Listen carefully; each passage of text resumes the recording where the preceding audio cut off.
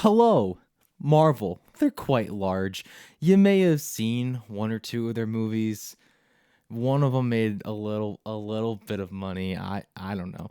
But Marvel was not always the cinematic giant that they have been over the past few years. For you see, before Marvel had the highest grossing film of all time, before the MCU was even a twinkle in Kevin Feige's eye, before they made like 8 shows and promised that they were all in the MCU, but then basically said, nah, there was the first Marvel movie. Now, I want you to put yourself in the 80s. You're working with Marvel to make their first theatrically released film. Who are you going to base it on? Some of you may be thinking Spider-Man. He's like the face of Marvel and is the most profitable superhero ever. Maybe the X-Men, who are the next big thing for Marvel, and they're blowing up right now. The Fantastic Four? The Avengers? No, I reject those suggestions, and instead, I propose to you Howard the Duck. That's right, my friends. The first theatrically released Marvel film is based on Howard the fucking Duck, a character that is so laughably irrelevant and stupid that he was a joke in a post-credit scene for Guardians of the Galaxy. Now, Nick, I hear some of you saying already, the Guardians of the Galaxy were also laughably irrelevant and stupid prior to Marvel making a pretty well-received movie about them in 2014. Maybe Howard the Duck is just another Guardians of the Galaxy. Maybe we've been sleeping on Howard the Duck for decades. Maybe Howard the Duck is a lost gem in the Marvel canon that deserves to be brought back into the spotlight and revered. It's not. The movie's bad. It's a bad movie, and that's why I'm talking about it today. You wouldn't care if this was a good movie. That's not funny. I'm here to talk about a bad movie. Basically, the premise of the movie is that Howard lives on a planet that's a lot like Earth, but instead of people being the dominant species, it's ducks. And he lives a pretty normal life on this planet. He goes to work, he has a little apartment, he has some pet fish, he plays racquetball with his friend on the weekends. He completely ignores his family. Hi, honey, this is your mother. Listen, I know you're very busy with a new job, but please try and call us. He's kind of a player. Hi, it's Wendy. I had this really intense dream last night, Howie. He spends his free time reading Playduck magazine. So, you know, the usual stuff. So on one seemingly normal night, while he's just sitting in his chair reading the aforementioned Playduck magazine, something strange begins to happen. Everything starts to shake, and him and his chair fly up in the air and crash through multiple walls, leading to this scene which scarred me when I first watched the movie. That I can't even I don't think I'm allowed to show it, so I will show a censored version, and you can probably fill in the dots, because what the fuck, Marvel? Anyway, the chair launches him into fucking space, and he lands on Earth. Not 5 seconds after he lands on Earth, those kids from that one episode of Stranger Things that nobody likes kidnap him, take him into a club. He gets kicked out of the club because they assume he's a kid in a costume, which I guess is a pretty reasonable assumption, because the alternative is that he's an actual talking duck. And then we get a kind of wacky montage where he flies out of the club, he slides on the ground, some lady beats him with her purse, he gropes another woman when she's making out with her boyfriend almost decapitates him with a sign, he gets chased into an alley by a motorcycle gang called Satan Sluts. You know, your usual wacky kid adventure stuff, right? Talk about a rotten day. Yeah, you're telling me, Howard. We're now introduced to our female protagonist, Beverly Switzler. Beverly is the singer of the band that was playing on stage during that whole wacky montage. She exits the club because her show is over, and she's immediately accosted and harassed by 2, I assume, rapists, based on how one of them, licks her face. Luckily, Howard is here to save the day. I'm just gonna let their reaction to Howard being a talking duck play out. Jimmy, do you see what I see? A talking duck? Yeah, that's it. I've been doing too much toot.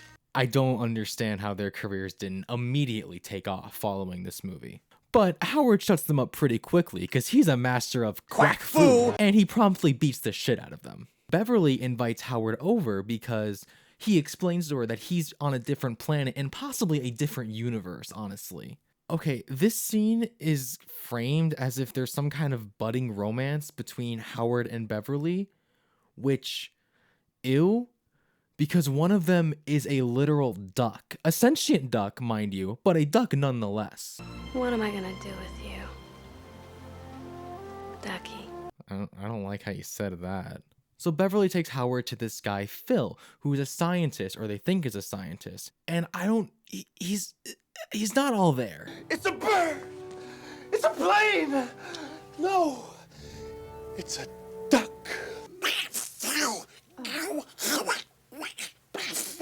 And it turns out that he's also basically a janitor. So they bail.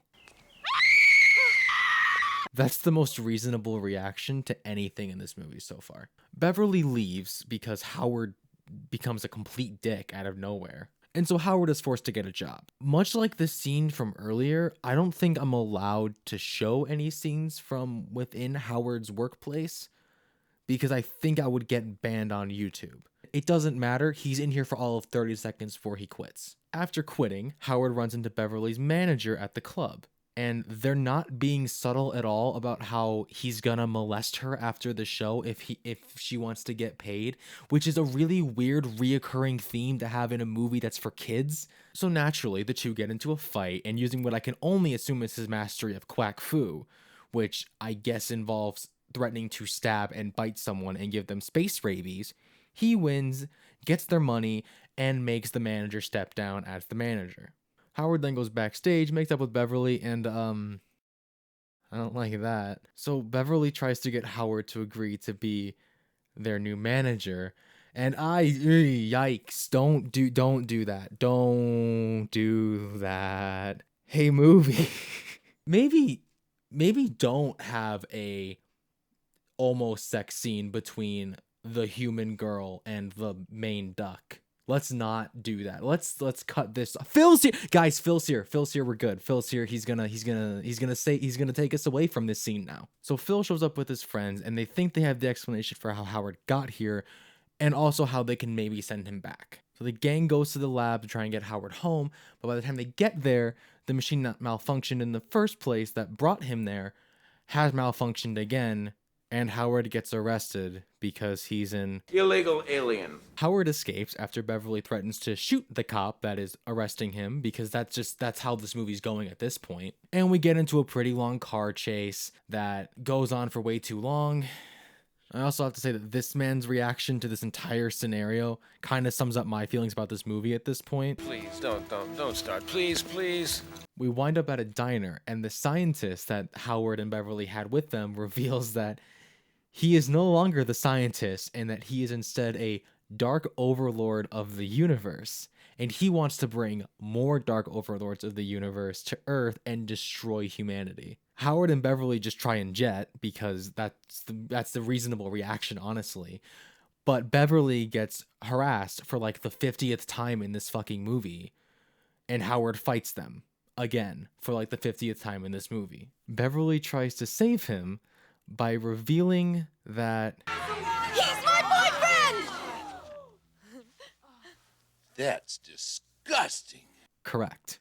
The Dark Overlord of the Universe, who I'm just going to start calling Lordy because that's a very long title, I'm not saying it for the rest of this video, destroys the diner, takes the key card he needs to bring more Lordies to Earth, and kidnaps Beverly. They bail. So Howard and Phil, who's now at the diner for some reason, I don't know why they brought him there, get onto this plane thing, and there's another way too long chase sequence as they try and rescue Beverly from Lordy. Lordy's plan, by the way, is to absorb the power of a nuclear reactor, bring another Lordy down to Earth, and put it inside of Beverly's body. So Howard and Phil arrive at the lab just in time and find a neutron disintegrator that they plan on shooting at Lordy to destroy him. They do so, and instead of killing Lordy, All it does is take Lordy out of the scientist's body and reveal its true form, which is a disgusting creature that has not aged well in the slightest. Now, how can Howard possibly hope to destroy this creature that is hell-bent on bringing the end to the world as we know it? Well, the obvious answer is that Howard does the exact same fucking thing again, but this time it works and Lordy dies. But the problem has not been solved because Lordy has already activated the sequence that brings the other Lordies to Earth. So Howard has to destroy the machine that would let him come home, which is supposed to be an emotional scene, but it doesn't matter because everyone now is just fine with Howard being on Earth. No one reacts to the fact that Howard is a walking, talking duck anymore, so it doesn't matter. He's just vibing on Earth now with Beverly and the band. And that's how the movie ends. That's the end of it. So it's a bad movie. It's a very bad movie, but it's so bad that it's good? I guess, kind of. Sometimes there are a few parts that are so ridiculous that they're kind of funny, but it doesn't know what it wants to be. The movie like tiptoes between making fun of these kind of movies, but also being so engrossed in it that it doesn't become meta. But I think the real question is, why was this the first movie Marvel tried to make? Why would you start with Howard the Duck? It's a befuddling decision. Why does Beverly want to fuck Howard so bad? He's a duck. I understand that in the comics they're dating. I know how that works. But maybe someone in the room should have been like, hey, maybe don't have that in a movie that's clearly meant for kids. All in all, it's a 9 out of 10 movie. It's got a little something for everyone. Well, that'll do it for today's video. I'll see you in the next video when I'm watching something else.